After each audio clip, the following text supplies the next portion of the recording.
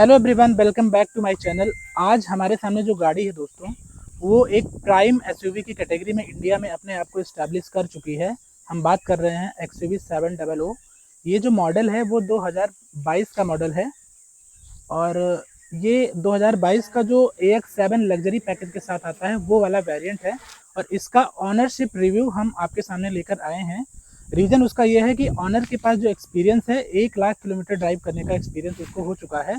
तो आपको अच्छाई या बुराई दोनों बताने के लिए ऑनर के पास पर्याप्त नॉलेज है। तो वीडियो में एंड तक बने रहिएगा, जिससे आपको ये पता चल जाएगा कि जो इसका नया फेसलिफ्ट आ गया है एक्सयूवी 7XO, वो आपको लेना चाहिए या नहीं लेना चाहिए, या कैसा भी आप अपना माइंडसेट पहले से मान के बैठे हैं। तो इस वीडियो में आपको काफ़ी कुछ क्लियर हो जाएगा।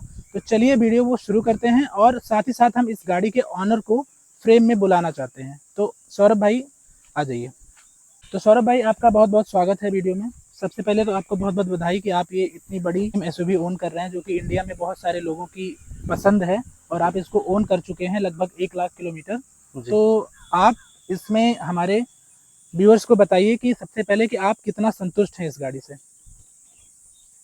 मेरे हिसाब से अब तक जितनी भी कार मैंने ली है जी उसमें से सबसे अच्छी कार यही है। जी जी। हाँ। तो ये गाड़ी मैं आपसे जानना चाहता हूँ कि जब आपने ये गाड़ी परचेज की तो ये गाड़ी आपको पड़ी कितने की है? भाई ये गाड़ी एक्चुअली मैंने सेकंड हैंड परचेज की थी जी। कार24 से। तो ये 70,000 समथिंग चली हुई थी। तो ये मुझे पड़ी 1690 की। 16,90,000। जी। तो मुझे ये बताइए कि ये 16,90,000 जो आपने इस गाड़ी के लिए दिए हैं, तो क्या आपको ये वर्थ इट लगता है? हाँ, वर्थ अच्छा, इट है। इतने पैसे से जो भी फीचर आपको इस गाड़ी में मिल रहे हैं, जी। उससे आप सेटिस्फाइड हैं? यस। अब यही अगर कार हम नहीं लेने जाते हैं जी। तो 32 अप्रॉक्स 33 पड़ती है। हम्म और वही सारी चीज़ें अगर 1690 में मिल रही हैं तो, हम्म। और इंजन भी इसका इतना रिलायबल है कि अगर 70,000 चला है मीन्स डजंट मैटर। कोई प्रॉब्लम नहीं है, क्योंकि ये महिंद्रा का ट्रस्टेबल इंजन है। इंजन के मामले में तो महिंद्रा का कोई तोड़ वैसे भी नहीं है। तो डीजल ऑटोमेटिक आपने गाड़ी खरीदी है, जी। ऑटोमेटिक और डीजल दोनों में लेने का क्या प्लान है आपके? मैं से आप मतलब आपका प्लान कैसे बना कि आपको डीजल ऑटोमेटिक ही लेनी है? भाई एक तो मेरी रनिंग ज़्यादा है। अपना होम टाउन है सुल्तानपुर, जी उत्तर प्रदेश, जी। और वर्क प्लेस है दिल्ली। तो अप डाउन लगा रहता है, महीने में 1-2 बार हो जाता है। तो एक तो कारण था एवरेज, और ऑटोमेटिक का कारण ये है कि ट्रैफिक में भी ज़्यादा चलना होता है। तो सौरभ भाई दिल्ली में रहते हैं, तो दिल्ली में ट्रैफिक ज़्यादा होने के कारण जो भी दिल्ली या ऐसे ट्रैफिक एरियाज में रहते हैं उनको पता होगा कि वहाँ पे लोग ऑटोमेटिक गाड़ी ज़्यादा प्रेफर करते हैं। तो इसलिए इन्होंने ऑटोमेटिक गाड़ी खरीदी, जो कि बहुत ही अच्छा डिसीजन था इनका। और साथ ही साथ डीजल लेने का ये रीज़न है कि इनको माइलेज भी चाहिए, क्योंकि 70,000 किलोमीटर पे इन्होंने गाड़ी खरीदी थी और 1 लाख किलोमीटर ये चला चुके हैं। और इसके बीच में जो 4-5 महीने में इन्होंने 30,000 35,000 की ड्राइव इसको ये गाड़ी करी है। तो उस हिसाब से इन्होंने डीजल खरीदी है। तो मेरा आपसे अगला क्वेश्चन इसके कंडीशन और ट्रस्ट फैक्टर को लेके है। जैसे आपने बताया कि आपने इसको सेकंड हैंड परचेज किया था, तो जब 70,000 किलोमीटर चलने के बाद आपने इसको खरीदा था, तो क्या उसमें कोई उस टाइम मेजर इशू आपको देखने को मिला तब से? नहीं, ऐसा कोई मेजर इशू तो इसमें था नहीं। मैंने 1-2 मैकेनिक को भी गाड़ी पहले दिखाई थी, तो उनको भी कोई ऐसा मेजर इशू नहीं लगा। हल्की फुल्की आवाज़ थी इसके सस्पेंशन में, जो कि कार24 वालों ने पहले ही उसको रिजॉल्व करके प्रॉब्लम फिर मुझे दी थी। अच्छा। तो क्या जब आपने ये गाड़ी खरीदी सेकंड हैंड, तो क्या आपका इसके पहले कोई हेजिटेशन था कि मतलब हमें लेनी है या नहीं लेनी है? हाँ, हेजिटेशन था, क्योंकि पहले भी जो गाड़ियाँ थी वो सब न्यू परचेज हुई थी। सेकंड हैंड में थोड़ा हेजिटेशन था, पर जब 2-3 मैकेनिक को ले जाके हमने देखा, इसको चेक कराया, और वैसे भी बहुत सारा रिव्यू वगैरह देखा, तो हमें पता चला कि महिंद्रा का जो इंजन है बहुत रिलायबल है। तो फिर ले ली हमने। बाकी 1 महीने चलाने के बाद पता ही चल गया कि कोई रॉन्ग डिसीजन नहीं था वो। सही। ठीक है। ये गाड़ी लेने के पहले आप और कौन सी गाड़ियां कंसीडर करना चाह रहे थे? इसके पहले मैंने स्कॉर्पियो एन देखी थी, हैरियर देखी थी, टाटा सफारी भी देखी थी। जी। और फिर ये लेने का मूड क्यों बना? ये लेने का मूड इसलिए बना कि एक तो ये मस्कुलर दिखती है, और फैमिली के लिए बहुत अच्छी कार है, कंफर्टेबल कार है। जी। चलिए, अगला सवाल आपसे ये है कि डीजल ऑटोमेटिक का ड्राइविंग एक्सपीरियंस आपका कैसा है? आप इसको चला के हाईवे या सिटी दोनों में आप इसकी जो ड्राइव कर रहे हैं तो इसका आपको कंफर्ट कैसा है, या क्या मतलब कहना चाहेंगे आप? भाई देखो, हाईवे पे कोई प्रॉब्लम नहीं है, बहुत कंफर्टेबल है। मैं दिल्ली से अगर मैं टैंक फुल कराता हूँ और ड्राइव करता हूँ तो मैं सीधा घर आके रुकता हूँ, मुझे कोई प्रॉब्लम नहीं होती। और यहाँ आने के बाद भी ऐसा कुछ फील नहीं होता कि मैं बहुत लॉन्ग ड्राइव करके आया हूँ, थकान, ऐसा कोई फील नहीं होता। और सिटी में अगर आप इसे चला रहे हैं तो आप मान के चलिए आपको ये अपने साइज के अकॉर्डिंग ये फील नहीं कराती कि बहुत हैवी कार है, बहुत मतलब कंफर्टेबल है। ओवरऑल ड्राइविंग इसकी बहुत जी, कंफर्टेबल है। अब बहुत सारे लोगों का ये क्वेश्चन होगा कि माइलेज आपको इस गाड़ी से कितना मिलता है, तो आप भी हमको बताएंगे कि आप रियल वर्ल्ड में इससे कितना माइलेज आपको मिल जाता है, क्योंकि आपने डीजल गाड़ी खरीदी भी माइलेज के लिए ही है। जी जी जी जी भाई जी, माइलेज तो ऐसा है कि कुछ लोग तो क्लेम करते हैं कि ये 25 का माइलेज दे रही है, 22 का दे रही है, पर ऐसा है नहीं। इससे आप 17 या 18 तक का मैक्सिमम माइलेज मेरे हिसाब से निकाल सकते हैं। बाकी ट्रैफिक में ये 12-13, इससे ऊपर का माइलेज नहीं देती है। और अगर आप 100 120 कभी फन ड्राइव कर रहे हैं, तो फन के लिए अगर ड्राइव कर रहे हैं तो आप अगर आप क्रूज कर रहे हैं 100-120 पे, तब भी ये 13-14 का माइलेज आराम से 15 तक का दे देती है। तो इतनी बड़ी साइज होने के हिसाब से आप इसके माइलेज से ये हाँ भाई, कोई दिक्कत नहीं है। अगर आप इतनी बड़ी एसयूवी ऑन कर रहे हैं और ड्राइव कर रहे हैं, इसका आनंद ले रहे हैं, तो एवरेज बहुत अच्छा है, उसमें कोई प्रॉब्लम नहीं है एवरेज में। जी जी, अब चलते हैं गाड़ी के अंदर बैठ के बात करते हैं बाकी। सौरभ भाई, अगर आपसे मेरा ये क्वेश्चन हो कि आपने AX7L लग्जरी पैकेज के साथ ये गाड़ी खरीदी है, तो आपको इसका सबसे यूजफुल फीचर कौन सा लगता है इस गाड़ी का?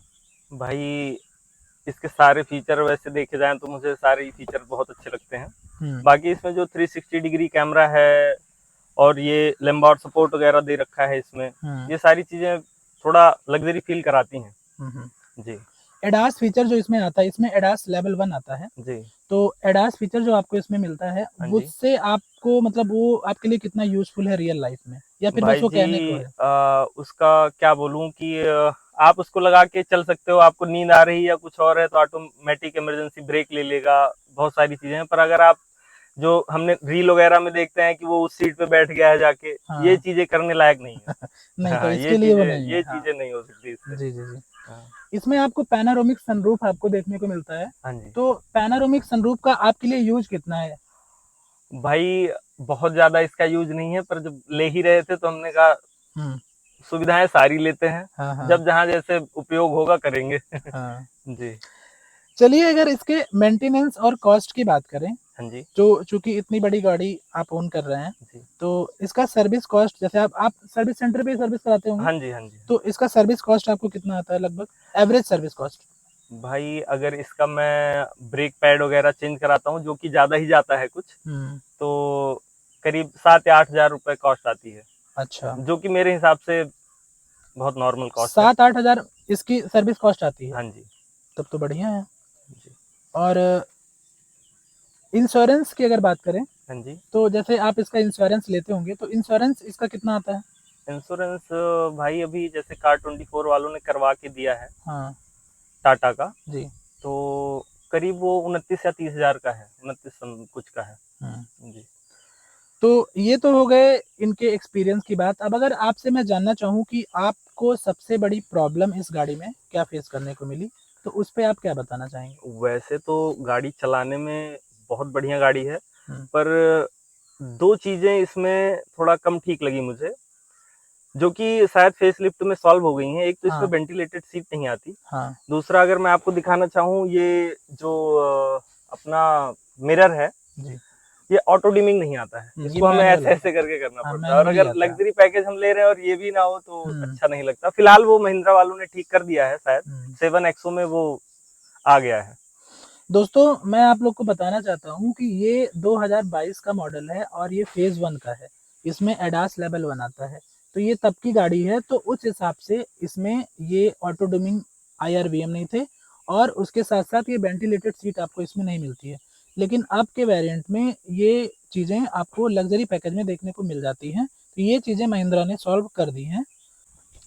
मेरा अगला सवाल आपसे है कि कोई ऐसा फीचर इसका जो आपको यूजफुल ना लगता हो या फिर बहुत इरिटेट करता हो, ऐसा कोई फीचर है क्या इसमें?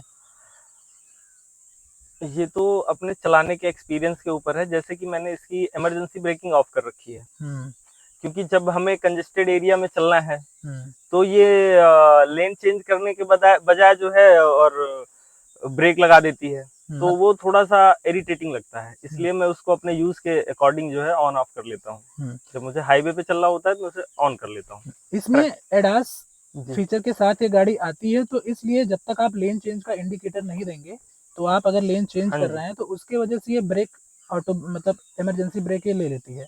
तो ये फीचर सिटी में चलने के लिए, फिर अगर ऐसे फीचर लगे हुए हैं इसमें ऑन है, तो सिटी में फिर ये फीचर इरिटेट कर सकता है आपको। ये फीचर हाईवे में आपको यूजफुल लगता है।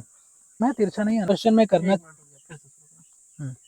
अब अगर आपसे मैं फाइनल क्वेश्चन करना चाहूँ कि क्या आपको अगर दोबारा गाड़ी लेनी हो, तो आप ये वाली गाड़ी कंसीडर करेंगे या आपके माइंड में कुछ और चल रहा है अभी? सुनिए भैया, अभी तो मुझे यही गाड़ी सबसे ज्यादा अच्छी लग रही है। अगर मैं चेंज भी करता हूँ तो मैं दोबारा यही लूंगा, 7XO अच्छा, जो आई हुई है। 7XO हाँ आपको जी काफ़ी पसंद आई है। हाँ जी हाँ। चलिए ठीक है। और अगर आपको दूसरों को रिकमेंड करना हो, तो आप क्या ये गाड़ी उनको रिकमेंड करेंगे?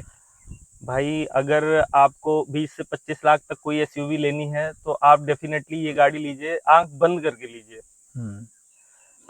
कोई प्रॉब्लम इस गाड़ी में मेरे हिसाब से तो, क्योंकि 1 लाख किलोमीटर चल चुकी है, अकॉर्डिंग सर्विस रिकॉर्ड भी इसमें कोई प्रॉब्लम नहीं थी, और मैं जैसा कि मेरा एक्सपीरियंस रहा है उसके अकॉर्डिंग भी इसमें कोई प्रॉब्लम है नहीं गाड़ी में, और कंफर्ट एक नंबर। तो चलिए, ये रही बातचीत हमारी सौरभ जी से। और आपको ये वीडियो कैसा लगा हमें कमेंट में बताइएगा। अगर आपके कोई और क्वेश्चन हो जो हमसे छूट गए हों, तो आप हमें कमेंट में डालिए। हम सौरभ भाई से बात करके जो है उसको हम आपको कमेंट में जवाब जरूर देंगे। 1 लाख किलोमीटर महिंद्रा XUV 700 के ऑनरशिप का रिव्यू। आपके कोई अगर और क्वेश्चन है तो आप हमसे कमेंट में पूछ सकते हैं, हम सौरभ भाई से कॉल पे बात करके आपको बता देंगे। और आप कौन सी गाड़ियों का ऑनरशिप रिव्यू देखना चाहते हैं वो भी हमें कमेंट में बताइए। इसके साथ साथ अगर आपके कोई सुझाव हो वो भी हमसे साझा करिए। यहाँ तक अगर वीडियो देख लिया है तो चैनल को सब्सक्राइब करिए, वीडियो को लाइक करिए, शेयर करिए। Thank you for watching.